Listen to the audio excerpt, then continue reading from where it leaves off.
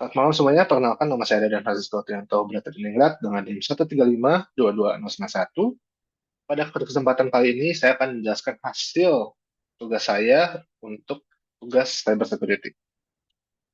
Oke, pada tahap pertama, kita akan melakukan reconnaissance. Jadi kita akan melakukan mencari informasi penting berupa bagian mana saja yang kita bisa attack dari sistemnya. Jadi pada tahapan ini kita bisa ngecek lewat page source analysis, HTTP header analysis, dan alternative service discovery. Oke, masih dari facts utama.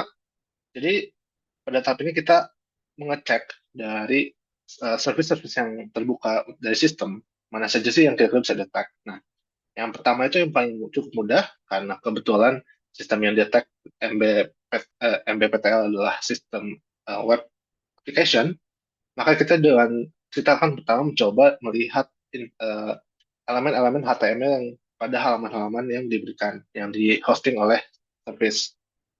Nah, jadi kita lihat bahwa pada homepage kita sudah dapat menemukan flag pertama pada elemen MBPTL tersebut. Baik, lanjut saja.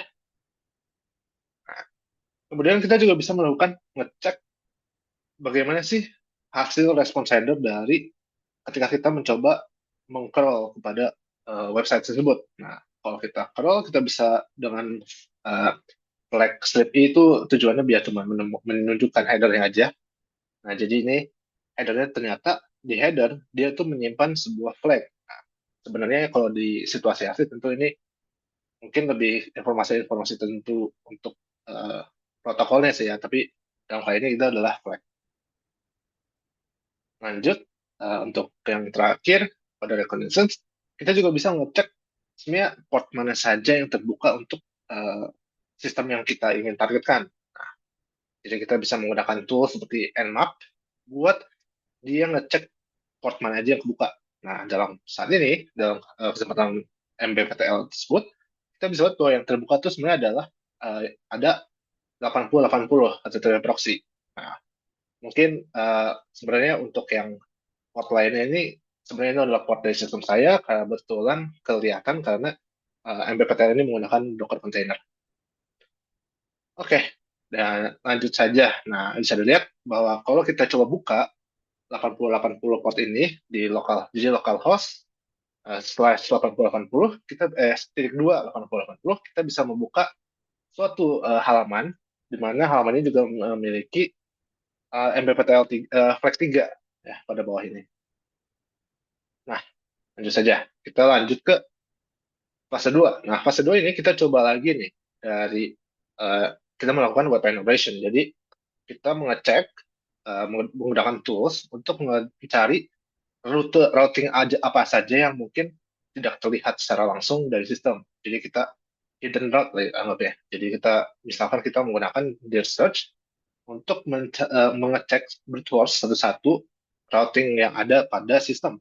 Nah, ternyata kita bisa menemukan bahwa terdapat halaman baru slash administrator yang menunjukkan bahwa sebenarnya kan kita nggak tahu kan ya ada halaman tersebut, tapi kan dengan menggunakan dir search kita bisa mencari service atau routing yang tidak terlihat. Dalam kali ini adalah slash administrator yang ketika kita buka mendapatkan halaman login untuk admin. Nah, di sini juga bisa lihat ada flag keempat.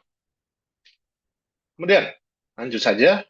Nah, ketika kita sudah menemukan uh, vulnerability yaitu adminnya, nah, dan kita coba mulai attack lah, bisa dibilang.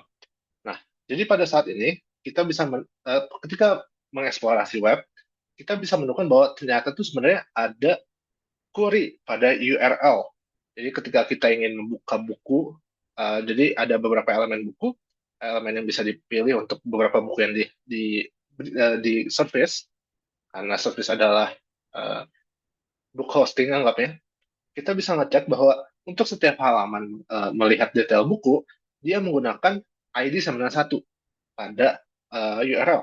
Nah, ketika kita coba buka, wah ternyata nggak di-handle nih. Dia nggak melakukan sanitasi pada query yang diberikan lewat URL. Nah, jadi ini ketika kita melakukan satu A, kita juga bisa menemukan flag kelima, sekaligus kita menemukan bahwa ternyata ini adalah vulnerable untuk SQL injection.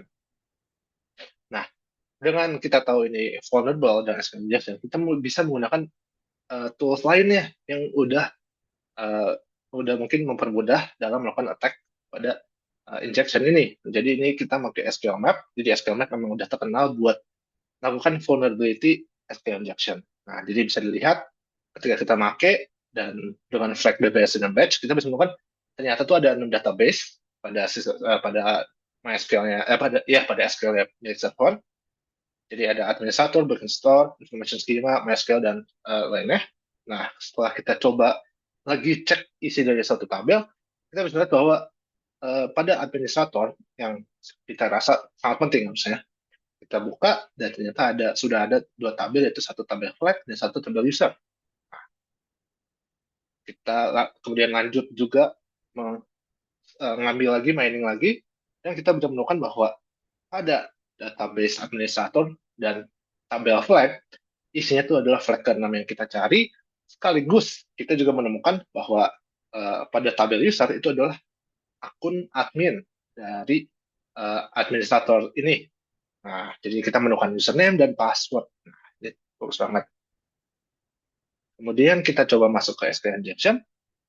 Kita lanjut karena kita sudah menemukan password dan username, ya udah kita coba login lah. Kita sudah menemukan login page, kita masukkan username dan password, dan setelah kita coba, wah ternyata masuk. Nah, kita juga bisa menemukan bahwa di sini juga ada flag ke-7. Oke, kemudian ketika kita sudah masuk dengan sistem, kita sudah masuk ke akses admin, kita coba lagi nih, kira-kira bagaimana kita melanjutkan eksploitasi lebih lanjut untuk mendapatkan akses lebih dalam pada server. Nah, ternyata pada halaman admin ini ada tombol choose file, di mana uh, sebenarnya pada front end kita bisa bahwa dia tuh mencegah biar dia cuma menerima gambar. Nah, kita coba upload suatu file. Jadi kita pertama menghapus atribut atribut offset image ini, dan kemudian kita coba upload suatu shell PHP, dan ternyata berhasil. Nah, sebenarnya kenapa PHP? Nah, ini mungkin akan dijelaskan di slide selanjutnya. Kita bisa lihat bahwa hasil file yang dikirimkan, yang sebenarnya itu dianggap oleh sistem adalah gambar, dia akan mencoba mengaksesnya melalui halaman detail per buku. Nah, jadi kita bisa lihat bahwa ini ada kelihatan bahwa kita bisa menggunakan hasil upload. Jadi uploadnya nggak langsung berdasarkan nama filenya berubah, kan nama filenya digunakan hash untuk nama filenya jadi berubah. Jadi udah bukan inject.php sorry, shell.php, tapi sudah menggunakan hash.php.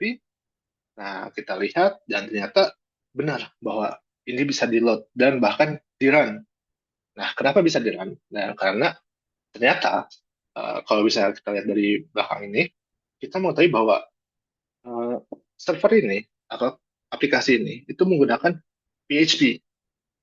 Nah, dilihat bahwa ini adalah localhost detail.php. Nah, karena kita tahu ini sudah menggunakan stack teknologi PHP untuk front end-nya, kita bisa tahu bahwa uh, PHP itu adalah server-side language. Maka kita secara tidak langsung bisa melakukan eksploitasi lanjut dengan mengirimkan file PHP, maka server secara langsung bakal ngerunnya ketika kita coba akses. Karena emang server-side language PHP ini diterima melalui exploitation dari file upload, dan dari situ kita bisa mendapatkan akses user level, atau kita bisa mendapatkan reverse shell. Reverse shell. Nah, jadi mungkin sebelum reverse, kita bisa lihat bahwa ketika kita coba menambahkan komen pada PHP yang sudah spesial. Jadi ini PHP ini tuh komen PHP ini itu sebenarnya adalah anggapnya shell. Jadi emang beneran shell di mana dia bakal ngeran payload yang dikasih selanjutnya. Jadi bisa dilihat di sini.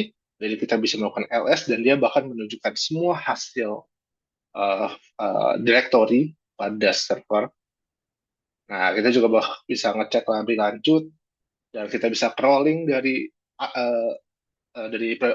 file-filenya dan kita bisa menemukan flag.user.txt dan ketika kita buka ternyata dapat flag yang ke-8.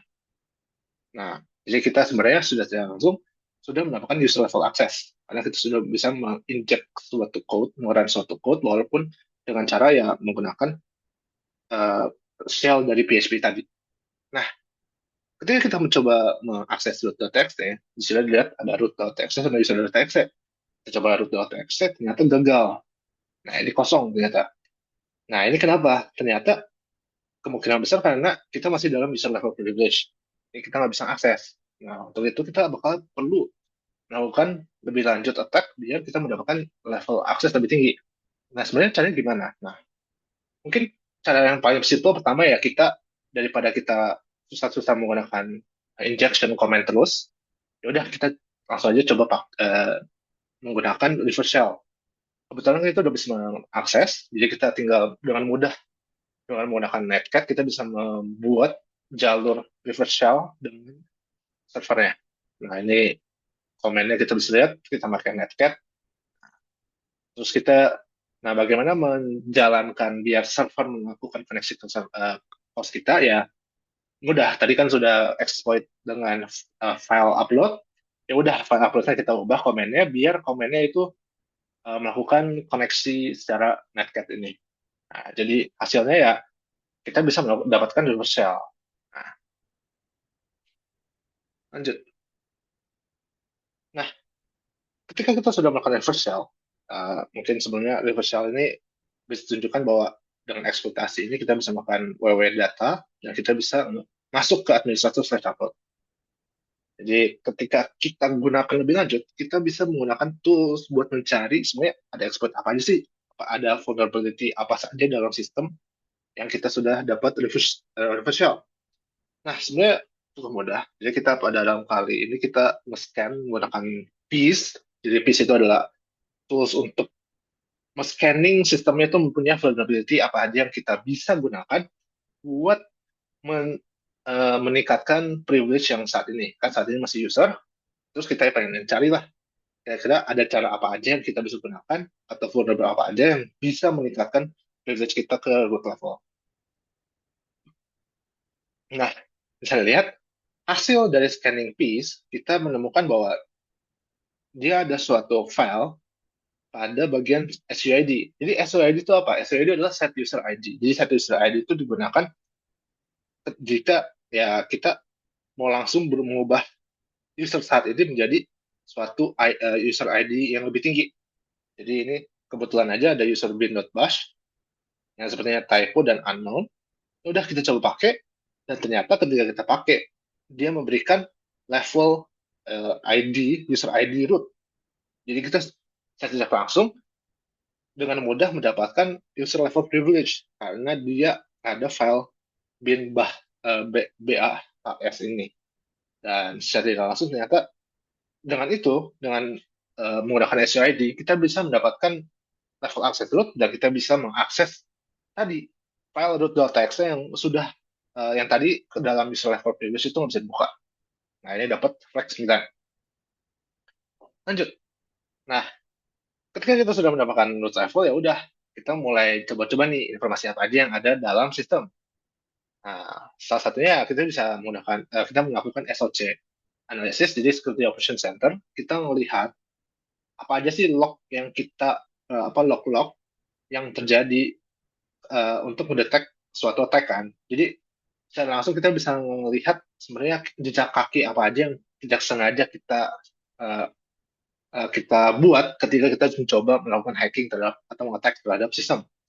Nah, dalam kali ini kita dengan mudah tinggal mengakses dan kita ngecek ada flag dari MBPTL ini, ada flag 10, ini untuk log web access log, kemudian ada command history analysis, nah, bash history ada log 11,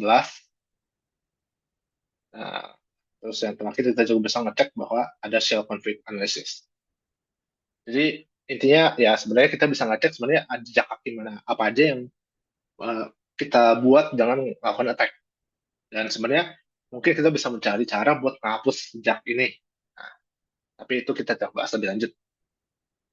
Kemudian langsung masuk ke fase selanjutnya, yaitu network routing. Jadi ketika kita sudah mendapatkan root access, ya udah kita coba ngecek sebenarnya, melakukan crawling lagi, kita bakal mencoba mengakses service-service lain yang sebenarnya tidak terekspos secara publik. Jadi expose-nya cuma internal doang. Nah, jadi kita mencoba, ya sebenarnya cukup simpel. Pertama ya kita coba dulu ini host kita tuh apa. Nah, kebetulan karena ini adalah Python container Docker, kita tahu bahwa sebenarnya tuh ada common port untuk kontainer tuh adalah 5.000. Nah, mungkin dalam situasi nyata mungkin ini lebih susah buat dicari, tapi sebenarnya tinggal gunakan Nmap lagi atau semacam tools lainnya yang scanning.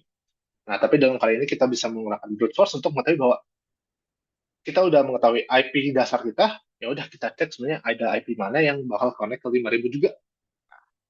Brute force, dan ternyata, wah ternyata pada IP uh, yang ini, yang 0.3, kita menemukan bahwa dia tuh menghosting internal service.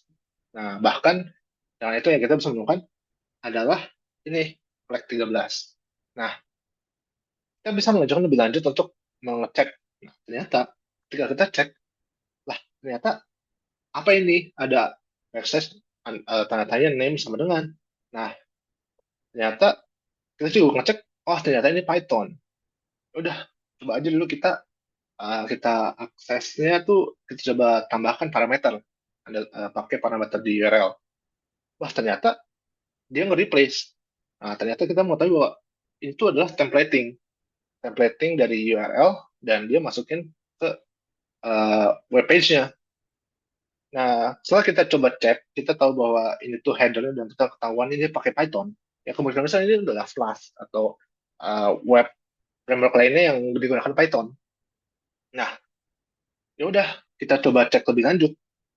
Sebenarnya bisa nggak nih kalau kita masukin uh, internalnya tuh nggak cuman suatu value string, tapi kita coba injection, uh, templating injection. Nah, jadi dengan kita tahu bahwa dia menerima suatu uh, template, kita coba ganti isi template-nya, ternyata bisa, dia vulnerable untuk SSTI. Nah, ya udah, berarti kita bisa gunakan lebih lanjut buat mendapatkan akses lebih lanjut. Kita bisa ngecek lebih lanjut sistem pada internal service ini. Nah, internal service ternyata kalau kita LS, kita menggunakan vulnerability yaitu dengan trik khusus. Jadi salah satunya adalah kita menggunakan library OS pada Python untuk merun suatu komen baru. Jadi sebenarnya kalau kita ngeran Python biasa, kode Python biasa, dia nggak bakal jalan. Tapi dengan trik-trik tertentu seperti os.popopen, kita bisa menjalankan komen pada sistem terminal. Jadi pada sini kita melakukan ls dan kita ternyata menemukan bahwa ya kita bisa mengakses isi dari uh, folder directory dari sistem internalnya. Nah, ya udah kita coba lihat di sini ternyata ada flag.txt kan, flag.txt. Ya udah kita coba buka flag.txt-nya dengan cat backslash flag.txt, dan ternyata isinya adalah ini flag 14 ini. Oke, nah lanjut aja ya.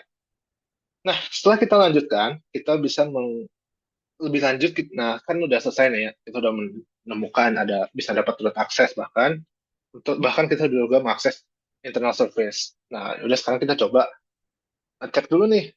Sebenarnya kalau di admin juga kita balik lagi di web page admin, ternyata ada download binary ini.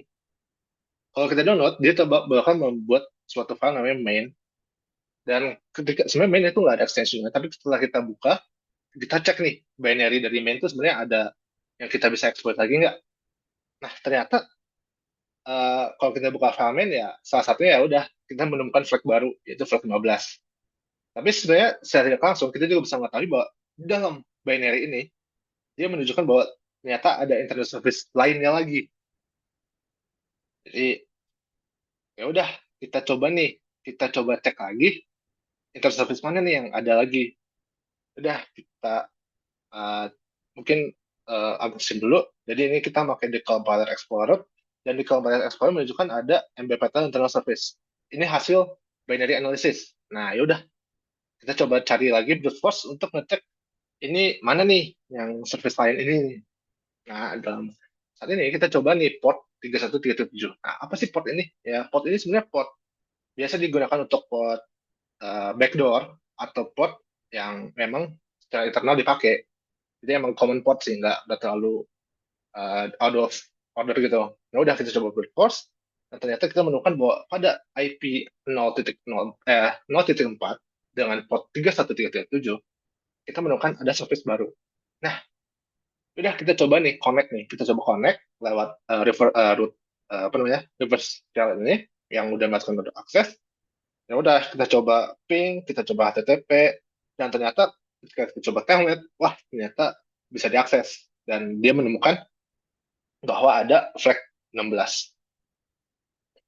Nah, kita mungkin balik lagi tadi, ketika kita melakukan binary analysis, kita menggunakan decompiler, kita menemukan bahwa sebenarnya tuh ada suatu vulnerability, yaitu buffer overflow. Nah, mungkin apa sih buffer overflow ya? Buffer overflow ya artinya kita bisa menambahkan, write buffer di luar dari memori alokasi memori yang diberikan. Ya. Mungkin itu lebih jelaskan di Orcom aja. Nah, tapi kita menemukan bahwa ini adalah GETS. GETS ini udah biasa terkenal untuk buffer overflow-nya karena dia tuh tidak membataskan jumlah bit yang di-write. Padahal cara yang dikasih untuk di-write di atasnya itu hanya 80, 0x80. Nah, berarti 128 byte. Dan kita juga mengetahui bahwa sebenarnya di dalam binary analysis di compiler kan menemukan bahwa ada suatu fungsi secret ya melakukan return system slash bin slash sh. Berarti dia mengeluarkan root level shell. Nah, yaudah kita coba eksploitasi buffer overflow biar dia bisa ngeran fungsi yang secret ini. Jadi kita analisis dulu nih. Jadi kita tahu bahwa buffer yang ada 128 karena ada char buff 0x80 itu 128 bytes. Dan kita juga tahu bahwa emang struktur namanya RBP itu return something lah pokoknya return pointer ya, return pointer 8 bytes. Nah, baru dia bakal nge-return address. Nah, yang kita mau manipulasi adalah return address. Soalnya return address itu adalah fungsi yang dilakukan setelah fungsi terakhir yang akan dijalankan lanjut oleh jika stack ini selesai nge-run buffer ini. Jadi buffer ini selesai, suatu buffer selesai, dia bakal nge-run return address dulu. Ya udah, kita tahu bahwa untuk melakukan buffer overflow, kita perlu padding 136 byte, dan baru kita perlu address dari secret. Nah, address dari secret, di mana kita udah tahu ada secretnya adalah yang ini, yang panjang ini, yang 6C6. Ya udah, kita lanjut coba. Kita coba dulu nih, kira-kira sebenarnya ini ngebuat payloadnya.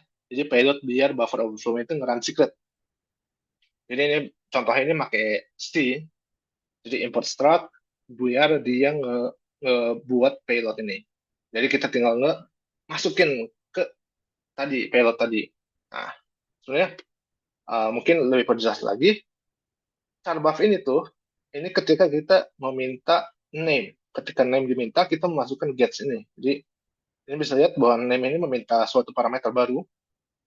Nah, ternyata kalau kita cek parameter ini adalah yang tadi, yang bisa terkena buffer overflow. Nah, ketika kita lanjutkan, dari payload ini kita uh, manipulasi lagi, kita bisa menggunakan ini, menciptakan ini, komen ini. Jadi Python, C, bla bla bla bla, dan cut, baru kita netcat. Nah, kita jadi netcat ke tadi, port yang tadi terbuka untuk internal service. Nah, kenapa kita perlu cat strip? Cat strip ini tujuannya biar komennya nggak nutup kalau kita sudah ngirim buffer, kita ngirim netcat, komennya tuh nggak bakal berhenti melanjutkan operasi, tapi dia bakal nunggu nunggu untuk komen selanjutnya. Jadi tujuannya apa? Soalnya tujuannya kalau kita cuman ngasih pin payload, dia nge-run secret, ya udah secret ya bakal berhenti. Soalnya secret selesai, koneksi mati, ya udah reversal yang baru yang pakai SA itu udah aja berhenti. Tapi kalau kita pakai cat strip, dia bakal nunggu untuk komen baru. Nah, dengan ini kita bisa, ya udah kita bisa nge-run ID dan kita menemukan bahwa ternyata kita mendapatkan user ID baru yang bersifat shell level. Nah, mungkin sorry, selanjutnya untuk itu, ini juga sebenarnya ada komen lain yang kita juga bisa gunakan. Jadi kalau ini buffer yang payload, tapi secara langsung secara printf dengan menggunakan telnet juga kita bisa melakukan sama ekspektasi yang sama. Mirip lah, tapi berbeda dengan konsep dengan cara lain anggapnya, alternatif. Nah, ketika kita udah mendapatkan level baru ini, ya udah kita tinggal run lagi, crawling lagi file-file dalam sistem yang baru yang udah mendapatkan akses ini. Ya udah, kita berhasil menemukan ada file flag dan kalau kita buka ternyata flag itu menghasilkan flag 17.